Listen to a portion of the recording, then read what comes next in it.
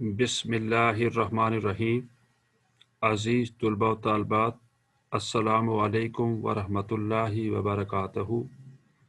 मैं professor doctor Abdul Latif आपसे मुखातिब हूँ और उम्मीद करता हूँ कि आप सब लोग खैरियत से होंगे और अल्लाह पाक से दुआ गो हो कि अल्लाह पाक हमें अपनी तरक्कियों की राह पर कामज़न रखे और हमें तरक्कियाँ नसीब अता करे। हम अपनी ज़िंदगी में तरक्की की मंजिलें तय करते हुए रवां तवां रहें, आमीन। और खुशहाली हमारा मुकद्दर ठहरे, आमीन। बेटा, आज हम टॉपिक पढ़ना चाहते हैं, चैप्टर नंबर 25 है और यहाँ पर हम बायोस्फीयर का टॉपिक पढ़ना चाह रहे हैं। बेटा, ये बायोस्फीयर किसे कहते हैं? इस टॉपिक में बेटा हम बायोस्फीयर के बारे में तज़किरा करेंगे, फिर हैबिटेट क्या है, निश किसे कहते हैं, आर्ट इकोलॉजी से क्या मीनिंग है और सेल इकोलॉजी किसे कहा जाता है। बेटा, यहाँ पर आपको ये एक रेंज दिखाई गई है, बायोस्फीयर के टेम्परेचर की रेंज है। मिनिमम टेम्परेचर बेटा 94.3 डिग्री सेंटीग्रेड होता है बायोस्फीयर में, और मैक्सिमम जो टेम्परेचर है 400 डिग्री सेंटीग्रेड है बेटा। लेकिन यहाँ लाइफ एग्जिस्ट जहाँ जहाँ बायोस्फीयर में कर रही है, वो यहाँ पर बताया गया है टेम्परेचर रेंज ऑफ लाइफ। बेटा, मिनिमम टेम्परेचर जो है वो -20 डिग्री सेंटीग्रेड है और 0 डिग्री सेंटीग्रेड है। तो यहाँ पर जो एनिमल्स या प्लांट्स जो एग्जिस्ट कर रहे हैं उनको हम साइक्रोफाइल्स कहते हैं, साइक्रोफाइल कहा गया है बेटा। और ऐसे ऑर्गेनिज्म जो 20 से लेकर 40 डिग्री सेंटीग्रेड के टेम्परेचर में रेंज में रहते हैं उन्हें हम मेसोथर्मोफाइल्स कहते हैं बेटा। इसके बाद बेटा जो इस टेम्परेचर यानी 40 से लेकर 120 डिग्री सेंटीग्रेड तक वो एग्जिस्ट कर रहे हैं, उनकी रेंज है, उसे हम थर्मोफाइल्स कहते हैं। उन एनिमल्स को हम थर्मोफाइल्स कहेंगे। आइए बेटा, सबसे पहले हम डिफाइन करते हैं what do you mean bye biosphere. ये शॉर्ट क्वेश्चन बन सकता है। Biosphere is a thin layer of earth in which all living organisms exist. जहाँ पर ऑर्गेनिज्म एग्जिस्ट कर रहे हैं उस लेयर ऑफ अर्थ को हम क्या कहते हैं? बायोस्फीयर कहते हैं। अब बेटा, बायोस्फीयर की लेंथ कितनी होती है, एटमॉस्फेयर में कहाँ कहाँ है और ओशन में इसकी कितनी डेप्थ हो सकती है? तो बायोस्फीयर बेटा इज सेपरेट आउट, बिखरा पड़ा है, over the surface of planet earth. हमारे अर्थ जो है इस पर ये बिखरा पड़ा है, extending about 8 to 10 kilometre to the upper reaches of atmosphere. यानी एटमॉस्फेयर में इसकी कितनी थिकनेस हो सकती है? 8 to 10 किलोमीटर। ये मोस्ट इंपॉर्टेंट MCQ भी निकाला जा सकता है। And also the same distance into the depth of ocean. Ocean के अंदर भी डेप्थ इतनी ही हो सकती है जहां पर लिविंग ऑर्गेनिज्म एग्जिस्ट कर रही है। तो organisms within the biosphere not only adopt themselves to the environment but also interact to modify and control chemical and physical condition of the biosphere। यानी उनका बड़ा गहरा ताल्लुक होता है और वो मॉडिफाई करते हैं अपने आप को और कंट्रोल हासिल करते हैं ताकि जहां वो रह रहे हैं वहां के केमिकल और फिजिकल कंडीशन के साथ वो अपने इंटरेक्शन डेवलप कर सके। बेटा, an organism lives in a habitat. ये मोस्ट इंपॉर्टेंट शॉर्ट है। What do you mean by habitat? बेटा, हैबिटेट को हम डिफाइन करना चाहेंगे, an organism respond to a variety of environmental factors. यानी एनवायरमेंटल फैक्टर को रेस्पॉन्ड करता है कोई भी organism, and only when all of them are within the range of tolerance. और तमाम वो फैक्टर जो हैं उसकी रेंज ऑफ टॉलरेंस में जब आ जाते हैं तो it can inhabit a location, तो एक स्पेसिफिक लोकेशन में रहना शुरू कर देता है। आइए बेटा देखते हैं उस लोकेशन को हम क्या कहते हैं? हैबिटेट कहते हैं।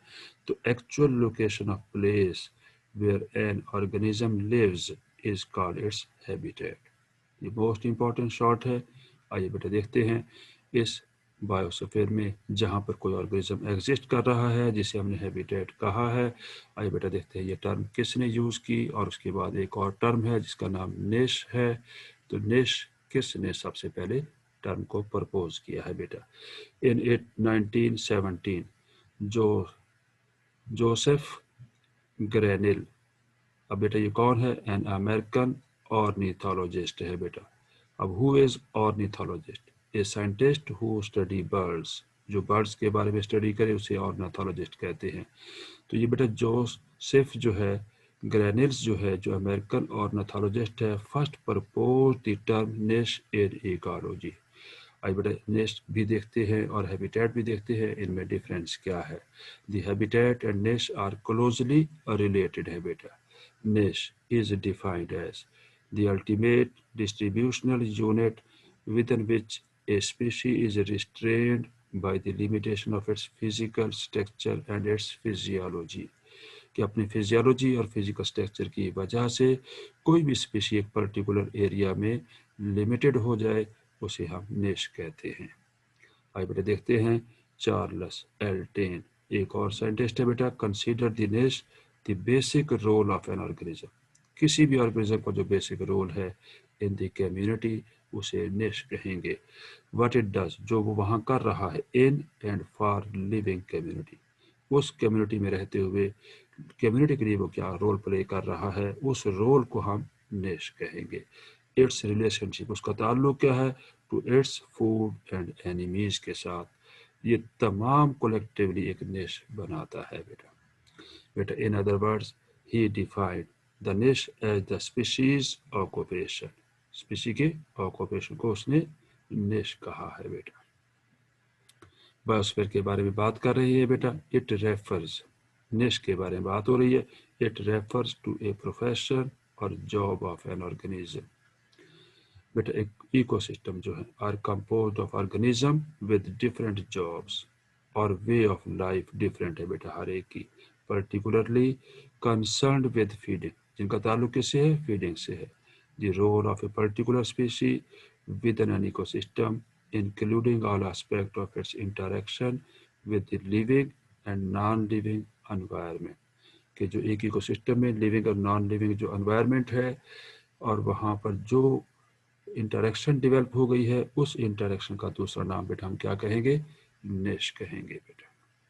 बेटा a niche is defined as the role a species play in a community including behaviour and influence, यानी उसका बिहेवियर भी इसमें शामिल होगा और उसका इन्फ्लुएंस यानी उसका क्या असर है उस कम्युनिटी पर, इसको हम क्या कहते हैं बेटा, निश कहते हैं। Ecological niche with habitat also specifies how the organism gets its supply of energy and material, कि कैसे जानदार वहाँ पर किसी भी हैबिटेट में अपनी सप्लाई ऑफ एनर्जी और मटेरियल को हासिल करता है। फॉर एग्जाम्पल दी जा रही है बेटा, ऑर्गेनिजम्स प्रीडेटर, जो ऑर्गेनिज्म का प्रीडेटर होता है वो क्या करता है बेटा, प्रे करता है। और competitor as well as its behaviour क्या है और इंटरेक्शन क्या है, और कंसीडर्ड एलिमेंट ऑफ इट्स निश, उनको निश में हम कंसीडर करेंगे। बेटा बायोस्फीयर का टॉपिक चल रहा है, हम निश के बारे में बात कर रही हैं। इन एडिशन निश include all the physical factor of the environment necessary for survival. अब बेटा वो फैक्टर कौन से हो सकते हैं फिजिकल फैक्टर एनवायरनमेंट के, जैसे कि रेंज ऑफ टेम्परेचर वहाँ पर क्या है बेटा, अमाउंट ऑफ ह्यूमिडिटी कितनी है बेटा उधर, the pH of the water and soil, कितनी पीएच है बेटा। अब बेटा हम बात करना चाहते हैं इकोलॉजी, जैसे कि हम इकोलॉजी के बारे में जानते हैं कि इकोलॉजी क्या है बेटा, आपको बताया गया है ecology is the study of relationship of living organism to their environment. बेटा अब इकोलॉजी की टू मेजर टाइप्स हैं। आर्ट इकोलॉजी, जिसमें हम सिंगल पॉपुलेशन का रिलेशनशिप स्टडी करेंगे टू देयर एनवायरनमेंट, और दूसरा है बेटा सेन इकोलॉजी। तो बेटा पहले हम बात करना चाहते हैं आर्ट इकोलॉजी के बारे में। तो what is autecology, short question है, मोस्ट इंपॉर्टेंट है। Autecology is the study of single populations relationship to its environment, कि सिंगल पॉपुलेशन को हम देखेंगे उसका एनवायरनमेंट के साथ क्या ताल्लुक है बेटा। For example, if you are studying 50 to 100 plants of soybean, in order to know the effect of water pollution on their growth and yield, you are studying the single or one population of soybean plant. This study is called art ecology. बेटा what is Sen ecology, most important short question है, और इसे हम community ecology भी कहते हैं, क्योंकि यहाँ पर हम डिफरेंट पॉपुलेशन की स्टडी करते हैं। तो growth responses of individual plants to their environment are a complex factor हैं बेटा one factor can aggravate the other factor, दूसरे फैक्टर पर गहरा असर डाल सकता है। These factors interact with one another. Complexity of environment depends upon the combination of various factors. About a study of the relationship of different community. Different community देखनी है बेटा। Different community कौन कौन सी हो सकती है? Grouping of population है बेटा। To their environment is called synecology और community ecology कहा जाता है। We are dealing with synecology बेटा। synecology के बारे में बात कर रहे हैं। When you study only one population at different places in an environment, it will be art ecology होगी। लेकिन जब हम डिफरेंट पॉपुलेशन को पढ़ेंगे एक ही जगह पे, but when you see all the population at the same time, it will be synecology। इन synecology में क्या होगा बेटा? स्टडी ऑफ ए कम्युनिटी, पूरी कम्युनिटी को हम स्टडी कर रहे हैं। You have to see the various aspect of community, आपने वहाँ पर मुख्तलिफ एस्पेक्ट को स्टडी करना है जो कम्युनिटी से रिलेटेड हैं बेटा। लाइक द ओरिजिन है, स्ट्रक्चर क्या है उनका, and composition of the community. बेटा you have to consider the history of community, आपने हिस्ट्री भी कंसीडर करना होगा वहाँ पर, and also its dynamics. Dynamics का मतलब ये है कि वहाँ पर कौन सी पॉपुलेशन इंक्रीज हो रही है और कौन सी पॉपुलेशन डिक्रीज हो रही है, और डिक्रीज होने की क्या वहाँ पर फैक्टर्स हैं, और इंक्रीज होने के लिए वहाँ पर सूटेबल फैक्टर कौन से हैं। इन तमाम को आपने कंसीडर करना होगा। Because community is not a fixed entity, ये फिक्स्ड एंटाइटी नहीं है, ये चेंज होती रहती है। जैसे कि मैं बता रहा हूँ कि वन पॉपुलेशन में इंक्रीज, अदर में decrease, but different changes are going to occur at different times. While studying the community, we come across three levels of integration. अब बेटा नंबर 1 इंडिविजुअल, एक इंडिविजुअल की स्टडी को हम क्या कहेंगे बेटा? आर्ट इकोलॉजी कहेंगे। एक पॉपुलेशन की स्टडी को भी हम आर्ट इकोलॉजी कहेंगे। कम्युनिटी की स्टडी को हम यहाँ पर synecology कहेंगे। Thank you very much for watching my lecture. लेकिन एक बात याद रखिए, मेरे YouTube चैनल को सब्सक्राइब ज़रूर कीजिए ताकि हर नई आने वाली वीडियो आपको मिल सके और आप उससे मुस्तफ़ीद हो सके और अपने नॉलेज में इजाफ़ा कर सके। अल्लाह हाफिज़।